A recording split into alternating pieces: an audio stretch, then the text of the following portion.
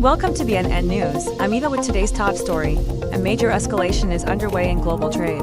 Former U.S. President Donald Trump has declared that, beginning August 1st, the United States will impose a sweeping 30% tariff on all imports from both the European Union and Mexico, a move triggering sharp reactions across global capitals. In a letter sent Friday to European Commission President Ursula von der Leyen, Trump justified the tariffs by pointing to what he called years of non-reciprocal trade policies. Accusing the EU of fostering massive trade imbalances with the US, he wrote that the US must move away from long-standing and large trade deficits, blaming EU tariffs and other barriers for distorting fairness. The EU, which had been attempting to finalize a deal with Washington before the August deadline, has warned that it's prepared to take proportional countermeasures if the tariffs are enforced. EU Commission President von der Leyen stressed the bloc's commitment to fair trade and openness, stating that the EU will defend its interests if pushed into a corner.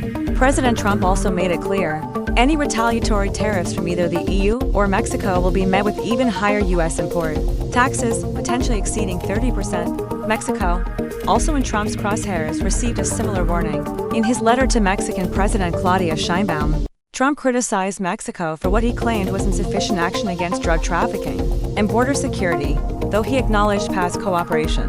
Despite the sharp tone, Mexico remains optimistic. President Sheinbaum expressed confidence that a mutually beneficial agreement could be reached, while firmly stating that Mexico's sovereignty is non-negotiable. Meanwhile, European leaders are not hiding their frustration.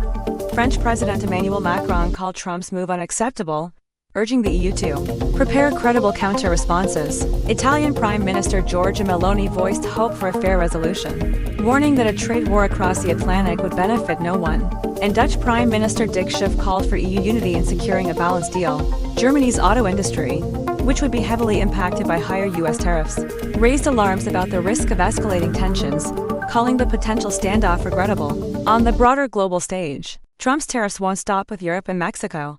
His administration has announced similar levies on goods from Japan, South Korea, Canada, and Brazil, all to take effect August 1st. In fact, at least 24 countries have now received tariff warnings from Washington in recent weeks. Notably, the White House has threatened a 35% tariff on Canadian imports, though it remains unclear whether trade protections under the 2020 USMCA agreement will shield Mexico or Canada from these new measures. This aggressive push is part of what Trump aides call the 90 deals in 90 days strategy. So far, only preliminary trade outlines with the United Kingdom and Vietnam have been announced, leaving dozens of deals hanging as a deadline looms as August approaches. The global economic landscape could shift dramatically. Allies are on edge, industries are bracing for impact, and the threat of a full-blown trade war is no longer theoretical, it's increasingly imminent. This is Will reporting for VNN